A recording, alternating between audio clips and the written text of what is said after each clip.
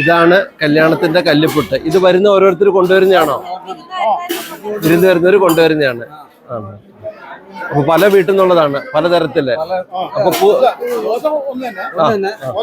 ഓരോ വീട്ടിൽ നിന്ന് വരും. ഒന്നെല്ലാം കൊണ്ടാണോ ഉണ്ടാക്കുന്നത്? കൊണ്ടുവരണം. അത് കൊണ്ടുവന്നിട്ട് തലമാട്ടിൽ കൊണ്ടുവരും.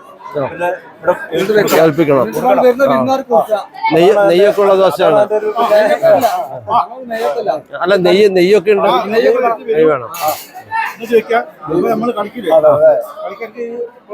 കൊടുക്കാൻ വേണ്ടിട്ട്. ചായ മെയിൻ പ്രധാന പിന്നെ അടുത്ത ബന്ധുക്കളാണെങ്കിൽ അവർക്കാണെങ്കിൽ ഏറ്റവും കൂടുതൽ അവർ നിർബന്ധമായിട്ട് ഇത് കൊണ്ടുവരണം. അടുത്ത ബന്ധുക്കൾ നിർബന്ധമായിട്ട് കൊണ്ടുവന്ന് പിന്നെ. അപ്പൊ ഇതില് പണ്ട് അപ്പക്കല്യാണം അങ്ങനെ ഒരു പേരുണ്ടോ? ഇത് കഴിഞ്ഞിട്ടാണ്. എന്റെ കൂട്ടുകാരൊക്കെ 3-ാം ദിവസം പെണ്ണാണെങ്കിൽ പെണ്ണിന് വീട്ടിൽ വരും, ചേക്കനാണെങ്കിൽ പെണ്ണിന് വീട്ടിൽ പോകും. ആ 3-ാം ദിവസം അപ്പോഴും ഈ ദോശ കൊണ്ടുപോകും. കൊണ്ടുപോയിട്ട് അവരെ വീട്ടിൽ കൊണ്ട് ഇതേപോലെ അവിടെ കൊണ്ട് അതാണ് അപ്പ കല്യാണം. വയസ്സറിയിക്കുന്നത്.